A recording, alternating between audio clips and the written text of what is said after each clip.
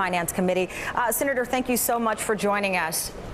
Happy to be with you. Before we get to the president's speech tomorrow and his proposal, I want to get your reaction to Senator Rand Paul is urging on colleagues in the Senate to vote against this deal that was struck on Friday, saying that it is not enough when it comes to cuts. He says the much ballyhooed 2011 continuing resolution will leave the federal government $1.6 trillion more than it takes in. Do you agree with him in that there should be a no vote on Thursday?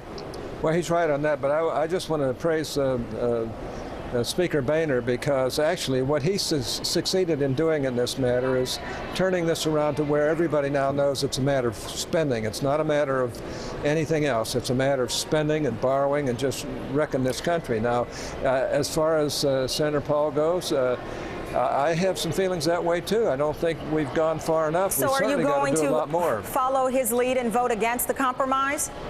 Well, I don't follow anybody's lead around here, but I can say this, that I'm certainly looking at it. I'm not real happy about it because like you say, it's just a speck in it's less than 1% of the total budget, and the budget's out of control right now. So I've got to look at it. I'm studying it, and I hope the president tomorrow comes up with a real plan rather than just a bunch of platitudes and then punting the ball away again and saying, you fix it, Congress. I think we've got to have presidential leadership to get anything done. And Senator, with all due respect, the reason why I say following his lead is that Senator Paul is the person who put it in writing and sent out the letter to colleagues urging members of the Senate, especially Republicans, to vote against the deal. He's on record saying that he will vote against it. That's why I use the phrasing follow his lead. I also want to factor in, as you well know, we've discussed this before, that members of the Tea Party have set you up as a target, for lack of a better description, and that they believe you've compromised too much with Democrats in the past.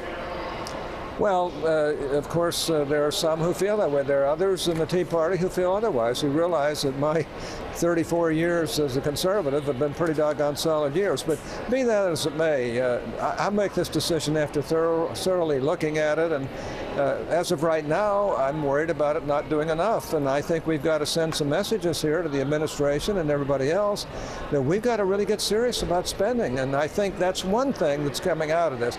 Speaker Boehner deserves a lot of credit for getting that done. All right, Senator Orrin Hatch, we greatly appreciate your time. I know we'll be discussing the battle ahead with the debt ceiling and the next year's budget. Thank you. And part of the budget deal puts renewed restrictions on how Washington, D.C. can spend its taxpayer money. The mayor